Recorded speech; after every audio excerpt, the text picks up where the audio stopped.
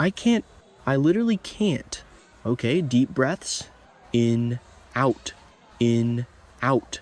Nope, I can't breathe because Nathan West is alive and Maxi is awake and my brain is actually melting. Can we just pause everything for a second? I need to scream into a pillow. We have been waiting for this week, the week of February 16 to 202026 for what feels like an eternity, and the spoilers are finally here. And I am unwell. I am legitimately unwell. If you've been watching General Hospital as long as I have, and let's be real, if you're reading this, you're probably as obsessed as I am. You know that the dead character returns trope is our bread and butter. We live for it. We roll our eyes at it, but we love it. But Nathan, my sweet, perfect Detective Nathan West, the man who died a hero's death in 2018, leaving Maxi shattered. The fact that he is back from the grave is already too much for my heart to handle, but the way they are doing this, I have opinions. So let's break this down, because I'm typing this at 2 a.m. with a glass of wine that is rapidly emptying, and I need to vent before I explode. First of all, the Nathan, Maxi, and Lulu situation. Look, I know some of you are shipping Nathan and Lulu. I've seen the tweets. I've seen the edits on TikTok. Lante is over. Nulu is the new thing. I get it. They have chemistry. And yeah, while Maxi was in her coma, which by the way felt like it lasted 84 years, Nathan and Lulu got close. Understandable. Grief does weird things to people. Trauma bonding is real. But Maxi is awake, you guys. The spoilers say Liesl Obrecht is finally going to give Nathan the scoop that his wife, yes, his wife, I don't care what paperwork was filed while he was dead, is back among the living. And Nathan is going to be wondering what this means for his future. Excuse me? Wondering what this means. It means you go to her, Nathan. It means you run to that hospital bed, you sweep her into your arms, and we all cry for 45 minutes straight. I swear, if the writers make Nathan hesitate because he's falling for Lulu, I am going to throw my remote through the TV. I love Lulu, I really do usually, but she needs to back off. Maxi and Nathan were endgame. They were the purest thing this show had for years. And now Felicia has to convince Maxi that Nathan is alive. Can you imagine that scene? Maxi just woke up. She's probably groggy, confused, wondering who is watching the kids, and her mom is like, "Hey, sweetie, guess who isn't actually dead?"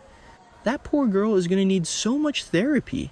And if she wakes up only to find out her husband is playing house with her best friend, Port Charles will burn. I am telling you, I am not emotionally prepared for Maxi to see Nathan at that welcome home celebration and have him look guilty because he's been making heart eyes at Lulu Spencer. Do not do this to me, GH. Do not ruin Nathan West. Okay, switching gears before I start crying about Naxi again. Let's talk about Willow and Drew. What is happening? Remember when Willow was the sweet school teacher? Remember when she was the moral compass of the show? Remember when she was crying over Wiley? Every 5 seconds. Yeah, that Willow is dead and gone, and honestly, I kind of love Psycho Willow. There, I said it. I know. It's dark. But this storyline where she literally shot Drew Kane and has him locked up, it is giving misery. It is giving unhinged soap opera villainy at its finest. The spoilers say Willow has awful news for Drew this week, and that he might fear he's doomed to live like this until she gets rid of him. Permanently. Like, listen to yourself. Willow Kane is contemplating murdering a Quartermaine Kane. This is the same woman who used to faint if someone raised their voice too loud. Now she's running a secret prison, and honestly, Drew kinda deserves it. Okay, maybe not being shot, that's harsh. But Drew has been spiraling for so long, and this weird toxic dance between them is the most interesting thing to happen to the Quartermaines in years. I'm dying to know what the awful news is. Is she gonna tell him she's pregnant? Is she gonna tell him she's leaving him there to rot because she's running off with someone else? Or is she just messing with his head? And the fact that she's gonna stun Nina with a confession? Oh, please let it be the truth.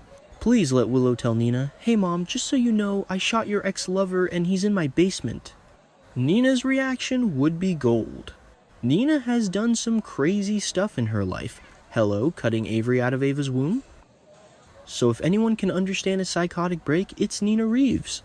Maybe they'll bond over it. Mother-daughter felony bonding time. I'm here for it. Speaking of crazy families, let's talk about Lucas Jones. I am so worried about my boy Lucas. He finally comes back to town, he's looking good, he's got that brooding doctor vibe going on, and of course he gets mixed up with Marco Rios. I knew Marco was bad news the second he showed up at Windermere. You don't hang out at the Haunted Star or Windermere in 2026 without being at least 40% evil. But now we know Marco is truly dangerous like his father, Jen Sidwell. Ugh. The spoilers say Lucas is going to have an alarming showdown with Marco and then go apologize to Carly. Can we talk about how much I miss the Lucas-Carly friendship? They haven't had good scenes in forever. If Lucas is going to Carly with horrifying updates, you know it's bad. Carly is going to go into full mama bear mode even though Lucas is her brother, not her son. But let's be real, Carly treats everyone like they are her problem to solve. But here's my fear, Sidwell is terrifying. This isn't just some low-level mobster. Sidwell feels like old-school Cassadine-level danger. If he sends Pascal to get rid of Lucas, I will riot. We cannot lose Lucas again. We just got him back.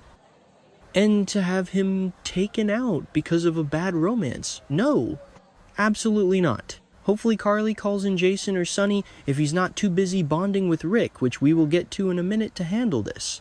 Okay, tangent, Britt and Jason. The spoilers say Britt won't think it's fair she has to be apart from Jason on Valentine's Day, so she's gonna take charge and get some sneaky moments. I am torn. On one hand, I have been a Jabrit truther since the beginning. Their chemistry is electric. They are hot together. They make sense. On the other hand, are we really doing this sneaking around thing again? Jason is a grown man. Britt is the co-chief of staff or whatever she is this week. Why are they sneaking? Just be together. Or is this because of the whole Mob Wars Sidwell situation? Probably. But I admit, the idea of Britt Westbourne taking charge because she is a queen and forcing Jason Morgan to have a romantic moment, I love that for her. Jason needs a woman who tells him what to do that isn't Carly. Britt is that woman. Let them have their Valentine's Day. They deserve it before everything inevitably blows up. Now, Rick Lansing. I have to laugh. I literally have to laugh. Rick and Sonny bonding, Rick admitting the whole fiasco where Alexis held him captive. I remember watching those episodes last year where Alexis, Kristina, and Ava had Rick tied up in the basement and thinking, this is the most unhinged thing I've ever seen. And now Rick is just talking about it. Hey bro, remember when your ex-wife and daughter held me hostage? Good times. The fact that Rick is back and causing chaos is one of the best decisions the show has made. Rick Hurst is a legend, but I am nervous about this accusation he's going to make. If he goes after Alexis legally, or worse, if he tries to use that captivity to blackmail her again, Alexis cannot catch a break. She finally gets her law license back, or is she still disbarred? I lose track, and now her past is coming back to haunt her. And Laura, surprising Alexis Laura Collins, has been the MVP lately, trying to keep the peace in this chaotic town. But if Rick is stirring the pot, Laura is going to have to pick a side. And she better pick Alexis. Sorry Rick, you're fun to watch but you're a weasel. Kristina playing Love Doctor Girl, worry about your own life. Kristina trying to get Cody, Belle, and Molly back together. Or wait, is she steering Cody toward Molly? Wait, are Cody and Molly a thing in this timeline? Pauses to check notes. Okay, so Kristina is steering Cody toward a happy reunion with Molly. Did they date? Or is she trying to set them up? Honestly, the Davis girls' love lives are a disaster area. Molly has been a mess since the whole surrogacy thing, which let's not even open that can of worms again. But Cody Bell, I thought he was with Sasha, or did they break up when the whole Sidwell thing went down? Whatever. If Kristina is involved, it's going to be messy. Kristina has a heart of gold, but her execution is usually chaotic. Just like her father, the Luke Spencer tribute. Okay, I'm going to get emotional now. February 20, the tribute to Luke and Anthony Geary. I know Luke Spencer is a polarizing character. The rape of Laura is a stain on the show's history that can never be erased. But you cannot deny that Luke Spencer was General Hospital for decades. And Anthony Geary is a titan of daytime. Seeing the residents of Port Charles recall the glory days, it's going to be a nostalgia bomb. I'm ready to cry. I'm ready for the flashbacks. I'm ready for Tracy to look stoic and heartbroken. I'm ready for Laura to have that faraway look in her eyes. It feels like the end of an era acknowledging the history of the show. And in a week filled with psychopaths, Willow, resurrected husbands Nathan, and mob threats Sidwell, we need a moment to just remember why we fell in love with this town in the first place. Predictions. 1. Nathan and Maxi, they will see each other at the party. The music will stop. It will be awkward. Lulu will look devastated. Maxi will faint. End of episode. R. Willow's news. She's going to tell Drew she's moving him to a new location. Or that she's framed him for something terrible so he can't leave even if he escapes. She is playing 4D chess while everyone else is playing checkers. Sen. Lucas. He's going to get hurt. I hate saying it, but the remorse in the showdown vibe, it screams hospital bed scene next week. Ric. He's going to drop a bombshell that implicates Kristina in the kidnapping, not just Alexis. That's why he's accusing someone. He wants to blow up the Davis family. I am exhausted just thinking about it. But I'll be there. Monday, 2 p.m. or whenever I can stream it. Popcorn ready. Wine ready. And if Nathan West chooses Lulu over Maxi, I'm writing a letter.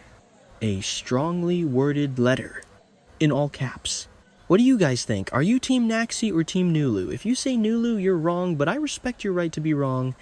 And are we scared for Lucas? Because I am terrified. Let's discuss in the comments. I need to know I'm not the only one losing my mind over this. Until next time, GH fans. Keep your panic rooms locked and your husbands alive. Too soon.